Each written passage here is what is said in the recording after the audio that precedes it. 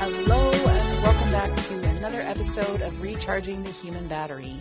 Dr. Sinacropi is out again today, so you have me, Mandi Dickey, his wonderful co-host, nurse practitioner. And today I'm going to do something a little bit different with this day that's just me. I'm going to do what I'm going to call a TBI takeover, because most of my experience has been in neurology for most of my practice. And as we've talked about here on the show before, about a year and a half ago now, I was in a car accident and had my own concussion, which was actually a TBI, not just a simple concussion. But I have felt the need to do more education about concussions since that time, because according to the statistics, approximately a quarter of the population has had a concussion at some point in their life. And we say approximately because most people do not get it diagnosed appropriately, or they might not even report their symptoms. Many people don't realize that they have a concussion. They don't really know what it entails. It used to be that you had to get a hit to the head and lose consciousness, and that's what it took to get a diagnosis of concussion. We've changed the terminology. We've changed the diagnosing criteria, and we now know that you don't have to lose consciousness in order to have a concussion, and it doesn't even have to be a hit to the head. You can get a hit to your chest, to your torso, to your body, and multiple different sports can cause injuries, not just the big, we used to think of football as kind of the big one, but even cheerleaders. They're throwing each other up in the air and catching each other, and that sudden catch at the end can cause enough trauma that they can actually get a concussion from that activity. So it's not just the big rough and tumble activities that cause concussion anymore. There's so much more involved in it. And lots of people are walking around with symptoms that they don't know what it's from, and it may or may not be related to a concussion. I gave myself a concussion one time by hitting myself on the car door, hitting my head on the car door when I opened it too quickly. And it can happen in the strangest of places. So I'm going to do periodically on my podcast, and I'll throw it in here on this show as well. My podcast is Brain Wellness, if you ever want to listen to that one also, because I do different conversations. I focus all on brain wellness there, whereas we just talk about it a little bit as part of our conversations about recharging the human battery here.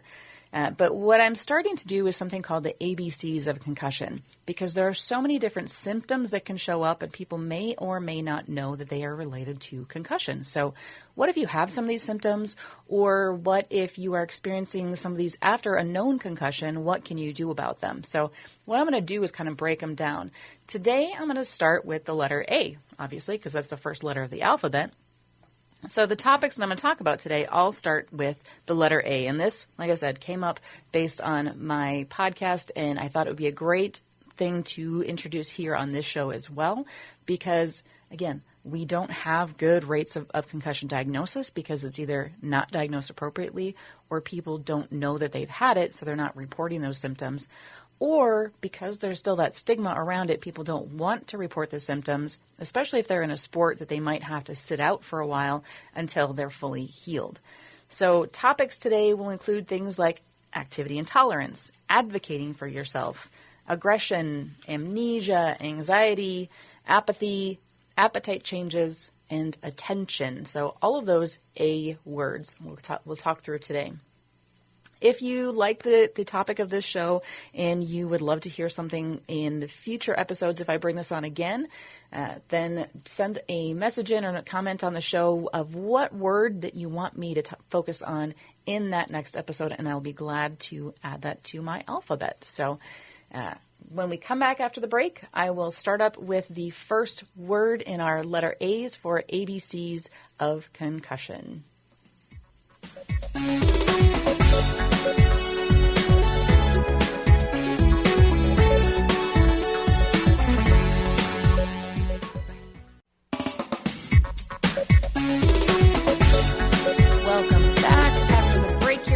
Here on AM 950 Radio with Recharging the Human Battery.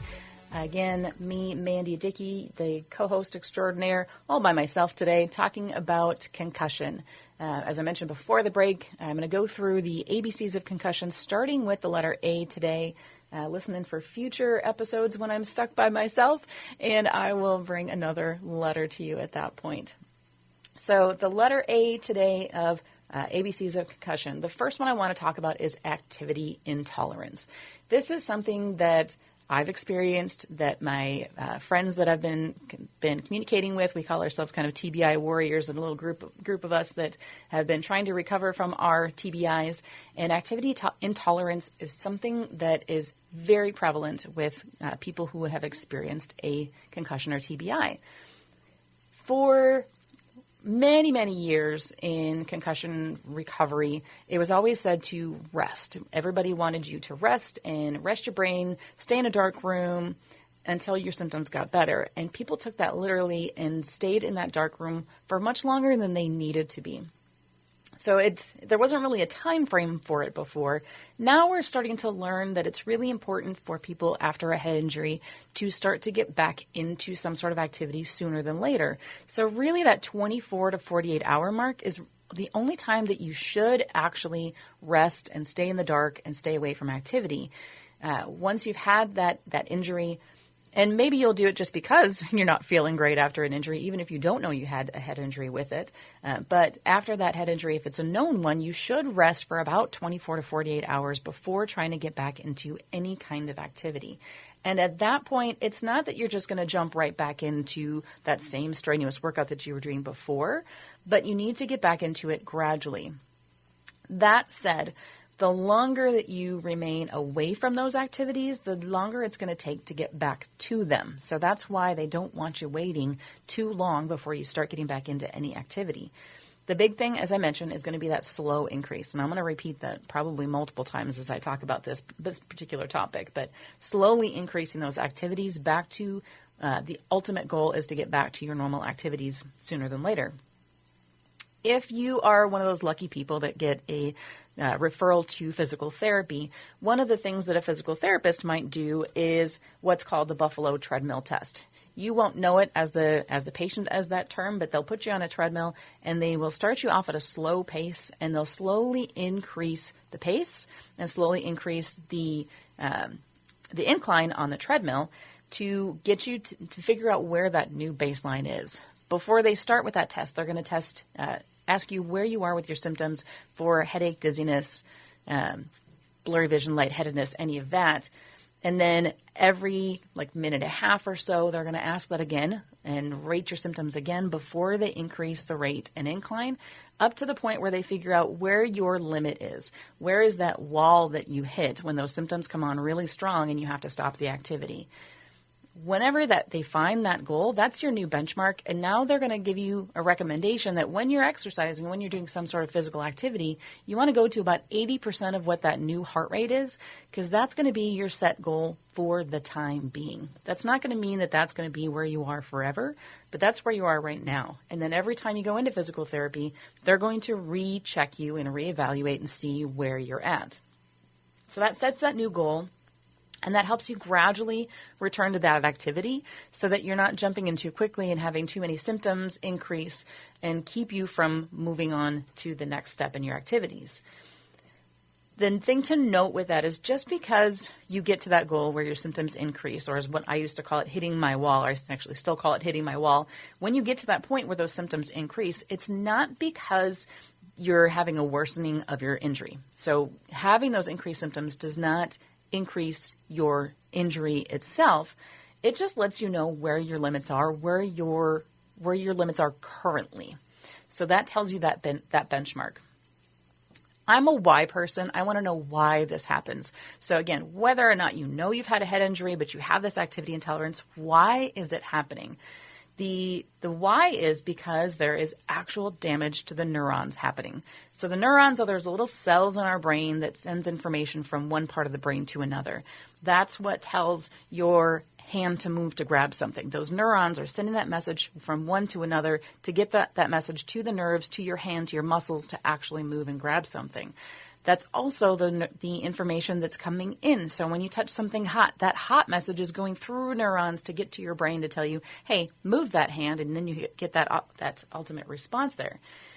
So those neurons are very important for sending information through our brain, for helping us learn things, helping us speak. So it goes from the part of our brain that we think of a word to the mouth to actually create the word. The neurons pass all that information on.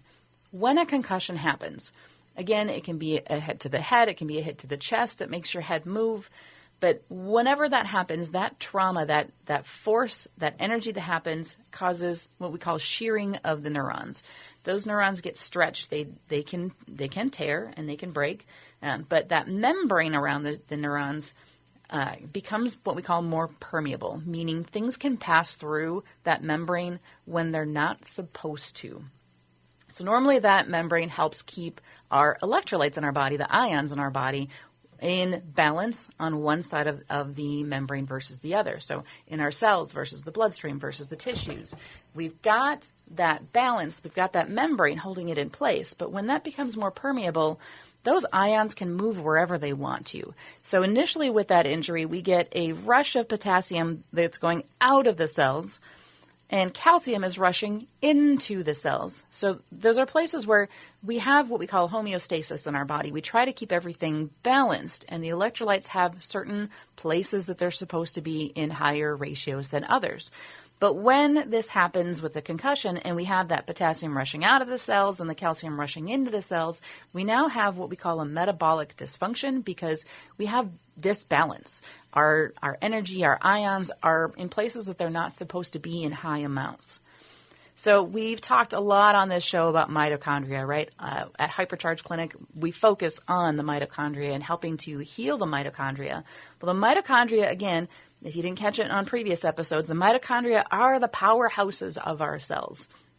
They produce the energy that literally incharges our entire internal battery. So the show is called Recharging the Human Battery. This is what our mitochondria do, is they recharge us. They give us that charge. They give us the energy to function, to move, to think, to breathe, to eat, to do all the things that we have to do.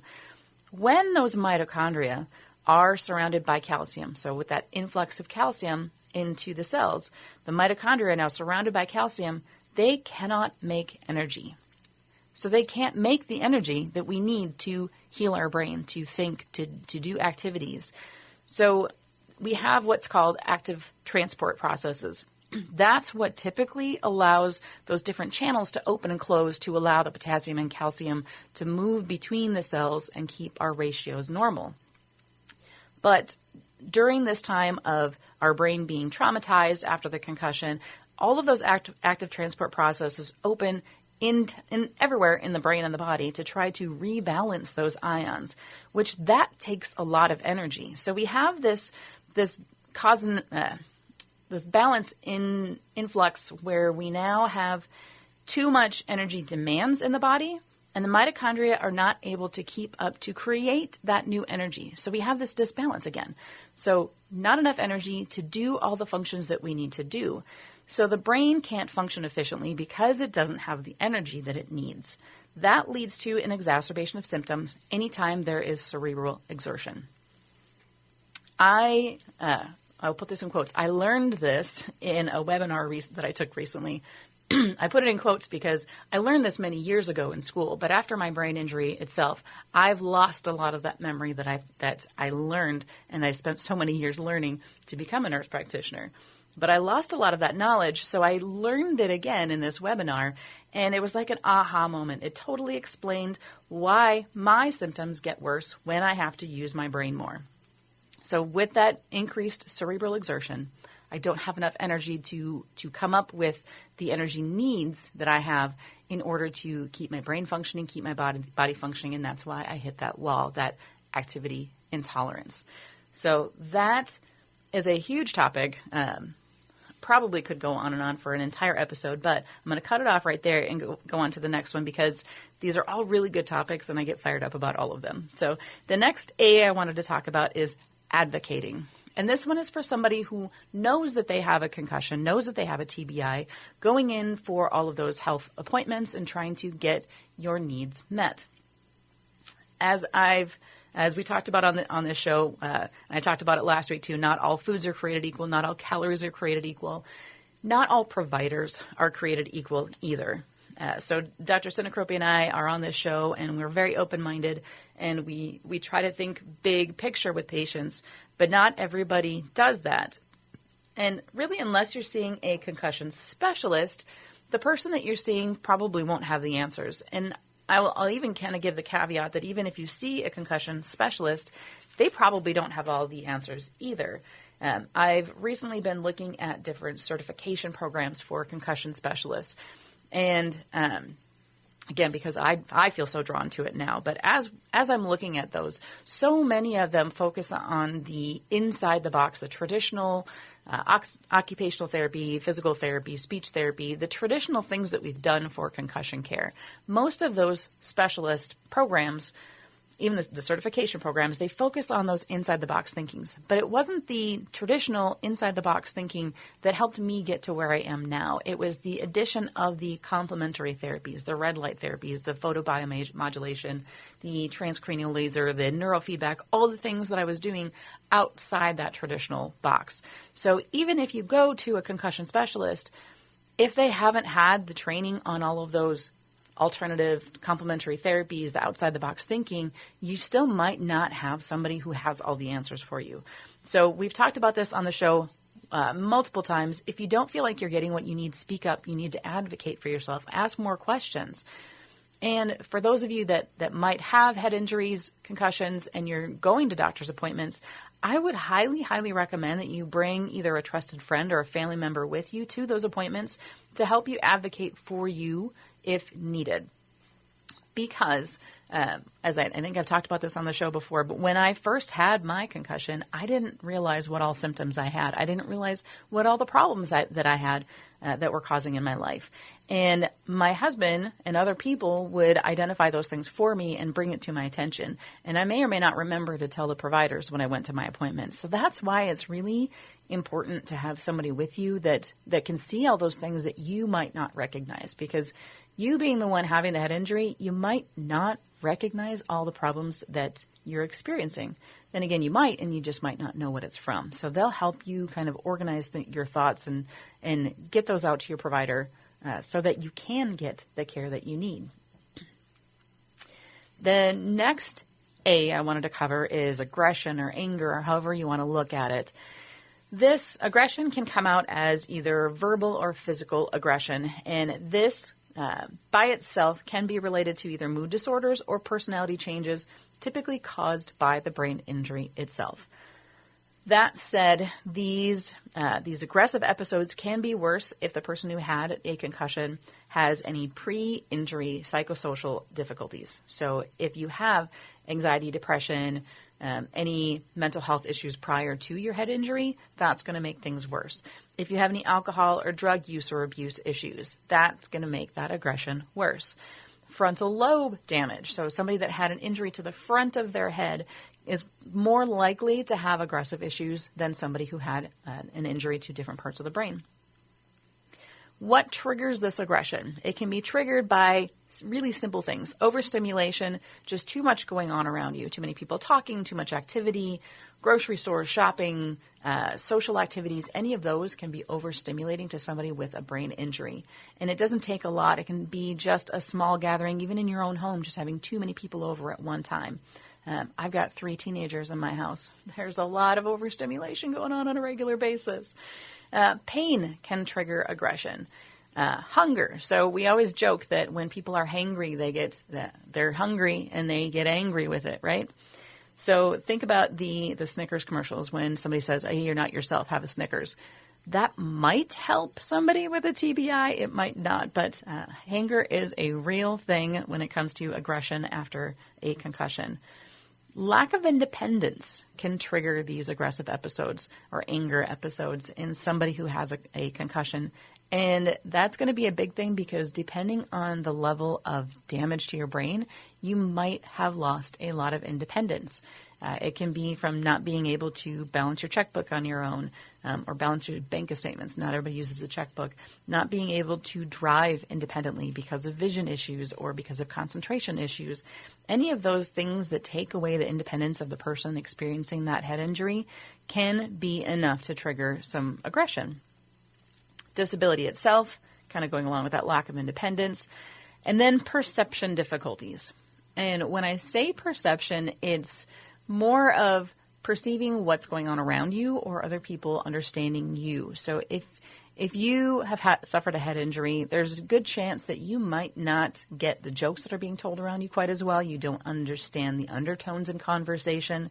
So perceiving things incorrectly for what's happening in a conversation or a social situation can lead to some aggression and anger if you perceive that as something different and something that's upsetting to you. At the same token, other people might not understand you quite as well because, as I've found out, I'm a bit more blunt than I used to be and a little bit more black and white. So there's not so much of this kind of dabbling in the gray area anymore. That black and whiteness can make people very angry and upset. The one thing that I've kind of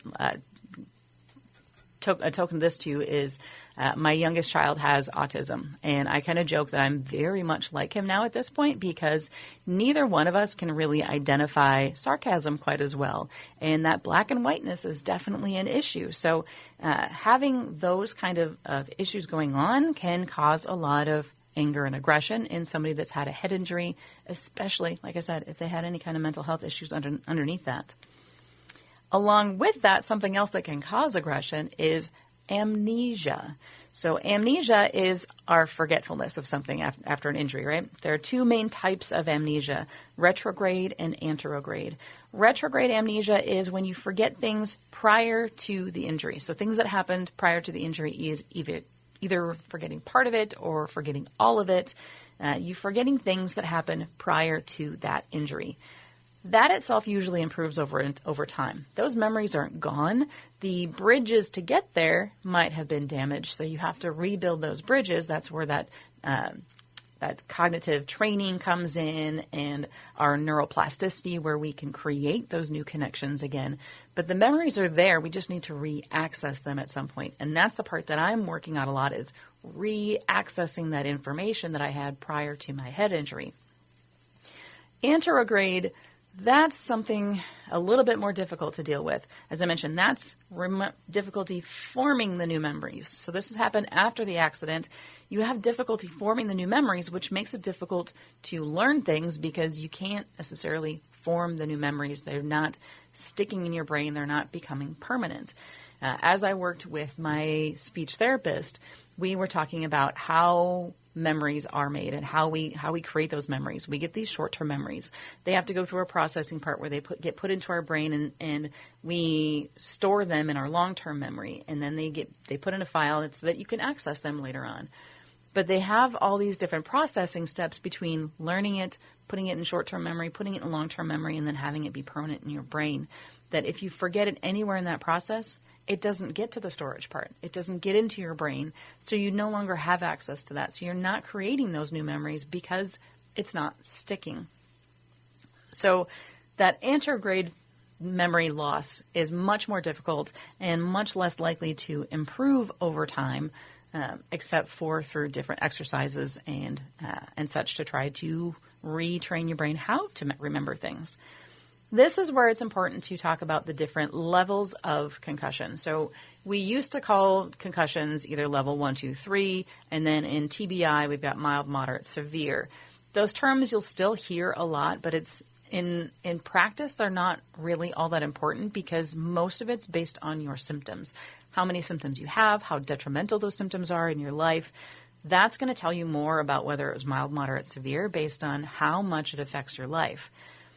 That said, when we talk about amnesia, when we talk about somebody that had a mild concussion, somebody that had symptoms maybe last for a few days, they tend not to have lasting amnesia. That doesn't go on for a long period of time. They might have forgotten things first off right after the injury, but those memories start to come back pretty quickly. When someone's had more severe head injuries into like the severe TBI category, those people can end up with permanent amnesia. They have permanent loss of memories and really struggle with short-term memory for especially. That long-term memory, things that happened before the accident, like I said, those improve over time and those tend to come back much easier than somebody who has that short-term memory problems now after the accident trying to relearn those new things. Someone who's had repeated head injuries, so either playing in sports or someone who just has really bad luck in life and lots of falls, lots of hitting heads on things. Multiple head injuries can lead to memory impairment that's permanent and neurodegenerative diseases. So I kind of this makes me think of Muhammad Ali, the big boxer Muhammad Ali. Later on in life, he was diagnosed with Parkinson's disease, and they were able to identify that was related to all of his head injuries in boxing. So multiple head injuries can lead to long-term permanent issues that we need to deal with. So that amnesia is going to be different depending on the severity of your head injury, how many head injuries you've had, and that's going to be something that therapy is going to help you work on, lots of retraining your brain. The next A can actually be caused by amnesia, so all of these kind of go along with each other. Anxiety. So anxiety can happen because of changes in your brain following a head injury. These can be chemical changes, they can be structural changes. Any of those can lead to anxiety. Again, this can be triggered if you have a genetic risk. So if you yourself have that personal history or you have family history of depression, anxiety, those can put you at risk, and this head injury can trigger that. So all of a sudden you have anxiety issues where you didn't have that before. How can it present? It can look like many different things. It can start to look like a social anxiety. So after you have some sort of accident, all of a sudden now you're feeling anxious in a group of people, or you're feeling anxious when you have to give a presentation and you never had that before, or just too many people around you is overstimulating. You can't go to that party or that social activity anymore because it's too stimulating, it's too overwhelming. So it's very similar to like a social anxiety. It can also look like separation anxiety, where you need to have those trusted people around you, otherwise you don't feel comfortable. So you might not want to go out by yourself anymore, whereas before you were fine going places by yourself. Or if you have a loved one that goes to work or go to school, like my husband goes to work, my kids go to school, if they don't get home exactly when I expect them to get home, I still have issues where I get very anxious and I start to worry what the heck happened to them. So that new separation anxiety is a real thing that can be triggered, again, by that concussion. It can just be a matter of difficulty handling change. So changes, the only thing constant in life is change, right? Changes happen all the time. But to someone with an injured brain from a concussion, change can be very anxiety provoking. So trying to deal with a sudden change in plans at the last minute. Something happened, you can't go to the place where you wanted to go, and now you have to figure out something else. Or you drive to a restaurant that you really were looking forward to going to dinner, you get there and they're closed, and what do you do now? That change, that sudden need to change your plans can be, again, very anxiety provoking for somebody who's had a head injury. These anxiety issues can be short-lived. They can be very, very short, like the other symptoms that you see with a concussion, or they can be long-lasting. They sometimes can be permanent, again, like some of these other symptoms, depending on the severity of the injury and how well you learn to cope with it. And with that, again, you're going to need to probably learn some new coping skills and new coping strategies. My coping strategy has always been running, and for the longest time I haven't been able to do it. So it's been really difficult to cope with some of that. So learning those new coping techniques is going to be very important. So again, if you have some of these symptoms and you didn't realize that you had a concussion, kind of think back and see, did something happen that maybe you did have a concussion that's leading to these symptoms? What do we do with this anxiety if we get it? It's going to be like anxiety with anything else. Mental health therapy is going to be very important for this, to talk through the issues that you're having, talk through the problems, and figure out how to deal with them, figure out those new coping techniques. Again, I'm wearing my Hypercharged shirt because I got to go to work after this. But Hypercharged Clinic, we do all the things that can help treat anxiety. Really, any of the topics that I talk about can be treated because it's related to a brain injury. But the photobiomodulation, that red light energy therapy, EWAT, exercise with oxygen therapy, really important for getting increased oxygen to your brain so that your brain can heal, so that you can deal with these anxiety issues that come after a brain injury. These things can be helpful for any of the problems typically that I talk about with concussion because I found it so beneficial in the recovery from my injury. Neurofeedback can also be really, really beneficial for anxiety. Whether you've had a concussion or not, honestly, it's really helpful. Prescription medications are always an option as well. Research does show that if you pair prescription medications with mental health therapy, that combination tends to help people deal with anxiety better than either one of them alone. And then if you add the neurofeedback, you add the photobiomodulation in there, any of that combination, you're going to get an even bigger bang for your buck. And then hopefully at some point you can then wean back off of the medications because the other therapies have helped you so much. Regular exercise is something that we don't talk about often enough. It's a really underutilized prescription that we can deal with anxiety and depression issues.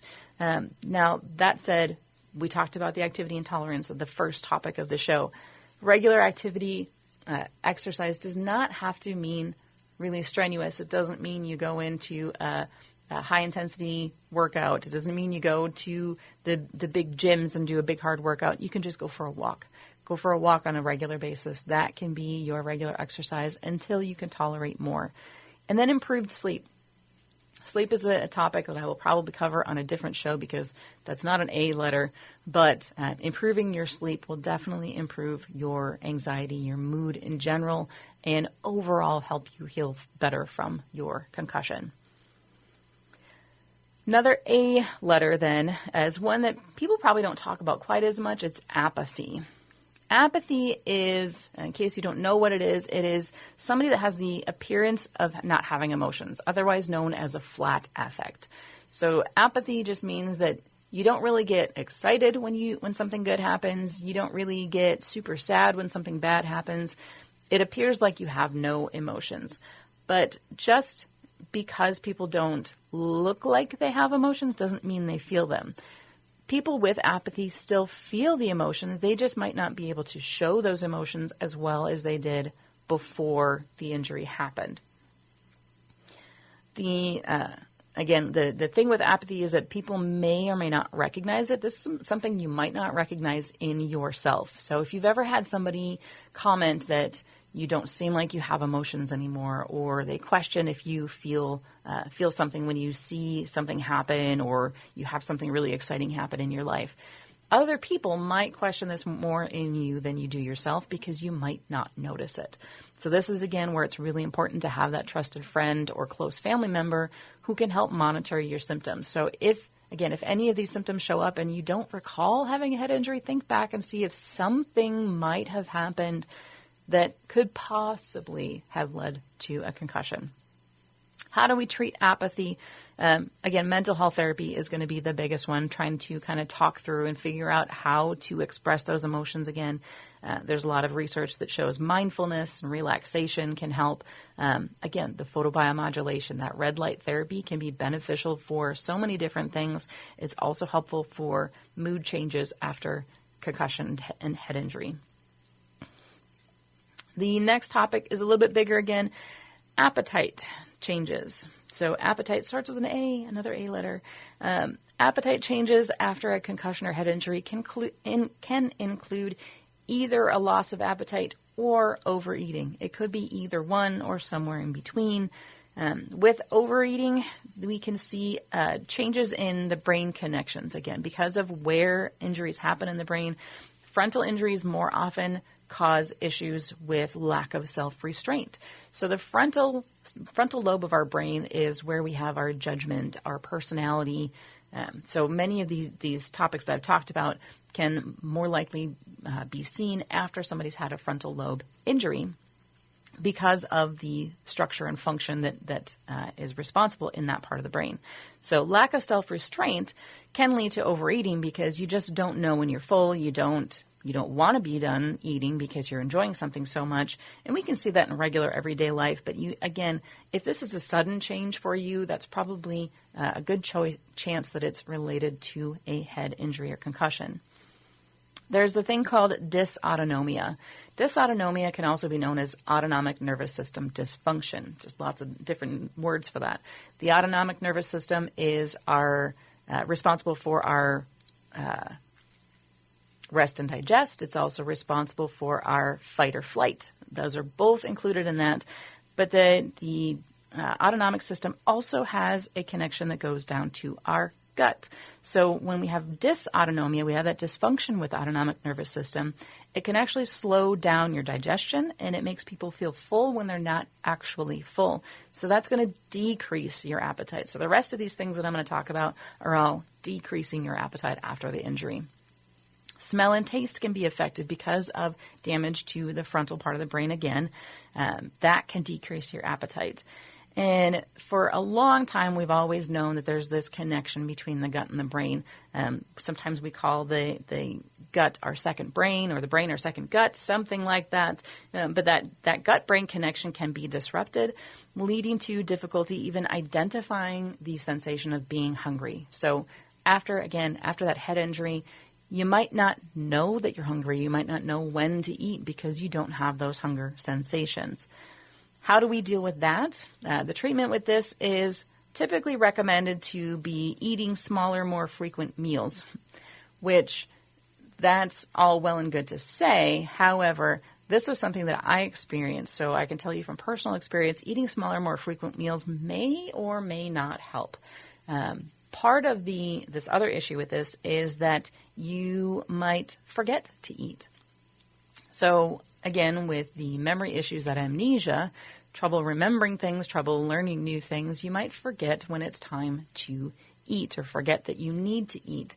So sometimes with that, you might actually need to set alarms for yourself or write it on your calendar. Setting alarms is probably going to be more effective because you're getting that alarm. I actually was setting alarms on my phone to remind myself to try to eat, because the more often you give that prompt, you might be asking your brain every time, am I hungry? Do I want something to eat yet? And that might be your signal to go find something to have a snack or something. And I talked with a nutritionist after this as well, one of the dietitians that I'd had on my podcast, and we talked about just briefly what to do if you're having that issue of lack of appetite after a head injury. And one of the things she was saying is if you can't get yourself to eat solid foods, eat something, so do something liquid. So getting in a protein shake. Protein is going to be really important for your brain recovery. So getting in that protein however you can is going to be a very important thing, whether it's taking in a little bit at a time every couple of hours, just giving your body that time to recover and time to think about the fact that, yeah, I need to eat, so now I should probably get something in my body. So setting alarms, getting that good nutrition in. And another thing that came up as I was initially going to hypercharge, I was recommended to start taking amino acids because I wasn't eating. I had that lack of appetite.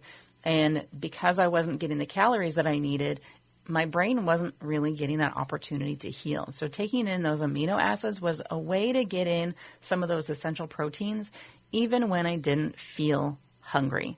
So very, very important to get that one in. These appetite changes can come and go. And any of these symptoms, they don't necessarily show up the day that you have the head injury. So it might be a week or two later that you start noticing these things. And as you start to peel back the layers of concussion, it might be that you have identified one problem, you deal with it, you get help for the anxiety, for example, and then all of a sudden you realize something else is wrong. Now you realize that, I haven't been eating. I haven't really been eating well since the accident. So now then you identify that there are those appetite changes and you address each one as they come along. The last issue I'm just going to start talking before we get on to the break here. This last one I'm going to tease you with is attention and ADHD. We talk about attention and ADHD as kind of some things that are rising in the general population. Is it related to changes in the food? Is it related to changes in schools, behaviors, whatever, our social constructs? What's going on that can lead to changes with our attention span in general? After a head injury, that's affected even more. So when we come back from the break, I'm going to get into this topic a little bit further, and we'll talk about why we see problems with attention and ADHD in somebody who's had a concussion. So again, after the break here on AM 950 Radio.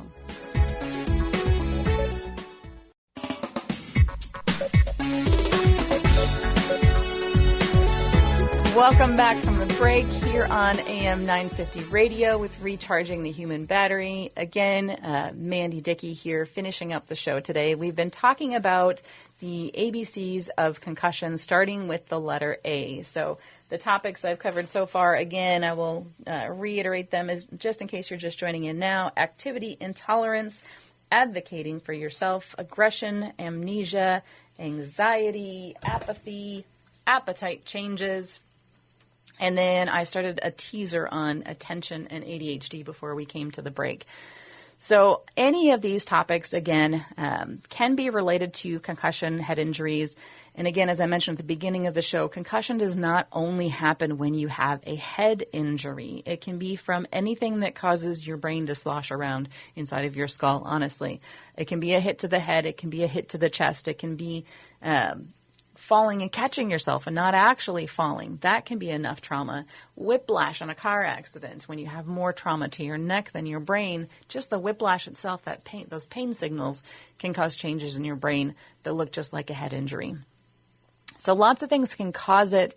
Many people don't know that they have it because, again, terms that we used to use were just say that somebody got their bell rung or something like that.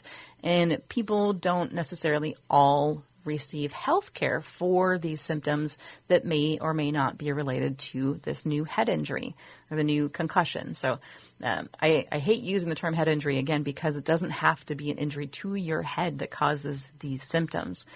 The symptoms may or may not show up right away. So if you have one of these incidents happen and you might feel okay right away, you might just feel kind of tired, run down, but you don't really realize anything about it. You try to go back to school or work, and then you're having difficulty, and then you're trying to find a provider to get into later on because you have symptoms and you don't know what it's related to. Some of these symptoms are kind of vague. Some of these symptoms can happen based on anything else that happens in your life, and it doesn't have to be a concussion or a TBI that causes it. But if they are a sudden change in your life, you have not had these problems before, and now you do, take a step back and look at some of your recent activities and events and think, was there anything that may have led to a brain injury in this, that may have led to concussion? And that's going to be your big starting point. We here in the Twin Cities have a few different TBI programs that you can go and get assessed and get therapies outside of our traditional medical system. We've got Hypercharge Clinic, and we're doing a lot of really big things with brain. We are offering brain scans now where we can look and identify if somebody's had a concussion.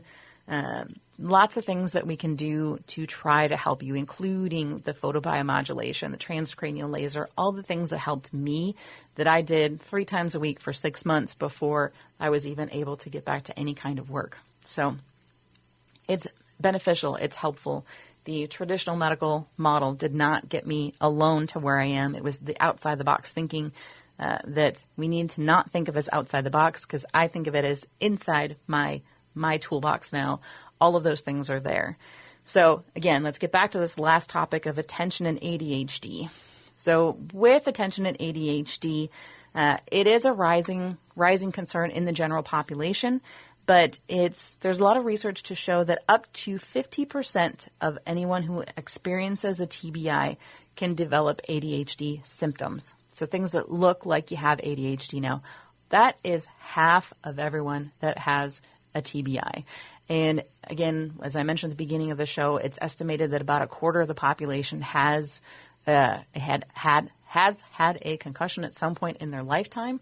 So if we think that half of all of those will end up with ADHD, that's an eighth of our population that has potential for ADHD symptoms. This, as I was looking through the research, again, I was doing a bunch of PubMed searches trying to find just a little bit of information to share with you today. And in every article that I found on PubMed, this is a problem that affects every age group that has TBI. So again, up to 50% experiencing a TBI. What do we need to do with this? Limit distractions. Focus on one activity at a time. I always say now that I cannot multitask very well. Sometimes I have trouble tasking at all. But limiting those distractions, focusing on one activity, trying to deal with those symptoms as much as you possibly can. And that will help you so much with this. So that is my ABCs of concussion, starting with the letter A. That we'll probably hear more episodes coming up in the future on that. But thank you for being here today with me. And from here on out, make sure that you take care of yourselves, watch your family members, watch yourself, be healthy, and see you next time.